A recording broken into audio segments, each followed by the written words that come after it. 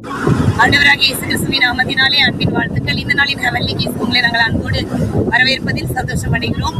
இந்த நாளின் கீயாக நம்ம எடுத்துக்கொள்ள போகிறது கர்த்தருக்குள் மகிழ்ச்சியா இருப்பது. கர்த்தருக்குள் மகிழ்ச்சியா இருப்பதே நமது பலன் என்று வேதம் வாசிக்கிறோம். நம்ம சந்தோஷமா இருப்பது, மகிழ்ச்சியா இருப்பது, நம்ம ஃப்ரெஷ்ஷா இருக்கிறது தான் பிசாசுக்கு பிடிக்கவே செய்யாது. ஸோ நீங்க பிசாசுக்கு எதிர்த்து நிற்கிற ஒரு ஆயுதம் என்ன அப்படின்னா உங்களுடைய மகிழ்ச்சி தான். உங்க மகிழ்ச்சி அவனுக்கு முன்னாடி காட்டுங்களேன். உங்க சிரிப்பை, உங்க சந்தோஷத்தை, உங்க ஒரு மனதை, நம்ம எல்லாரும் சேர்ந்து என்ஜாய் பண்ணுவதை பார்த்தாலே அவன் வெக்கப்பட்டு போயிடுவான். அவங்க மேலே கிரியவே செய்ய முடியாது. ஸோ இன்னைக்கு நாங்கள் ஒரு நாளை நாங்கள் சூஸ் பண்ணி நாங்கள் மகாபலிபுரத்துக்கு எல்லாரும் நாங்கள் டீமாக வந்தோம். 2025 இந்த 2026 ஆரம்பம் எங்களுக்கு ரொம்ப ஸ்ட்ரெஸ்ஸு, நிறைய கவலை. ஆனால் அதிலே மூழ்கி இருக்கக்கூடாதுன்னு அப்படி நாங்கள் ஒரு ரெஃப்ரெஷ்மெண்ட் மாதிரி வந்தோம்.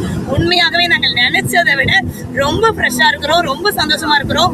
இது இந்த ஒரு வருஷத்துக்குள்ள பலன் எங்களுக்கு கொடுத்துருக்கு. நான் பிலீவ் பண்றேன். இது ஒரு பெரிய சேலஞ்ச் எங்களுக்கு கொடுத்துருக்குது. நான் இன்னைக்கு உங்களுக்கு நான் கீயா சொல்றேன். நீங்க சந்தோஷமா இருக்க இருக்க இருக்க நீங்க ஜெபிக்காமலேயே துரத்தாமலேயே சாத்தா உங்களை விட்டு போயிடுவான். அவனுக்கு பிடிக்காத ஒரு விஷயம் சந்தோஷம் தான். பிசாசுக்கு எதிர்த்து நில்லுங்கள் அப்படின்னாலே அவனுக்கு பிடிக்காததை நீங்க செய்யணும்னு தான் அர்த்தம். பிடிக்காத எப்படி செய்ய போறீங்க? சந்தோஷமா இருங்க.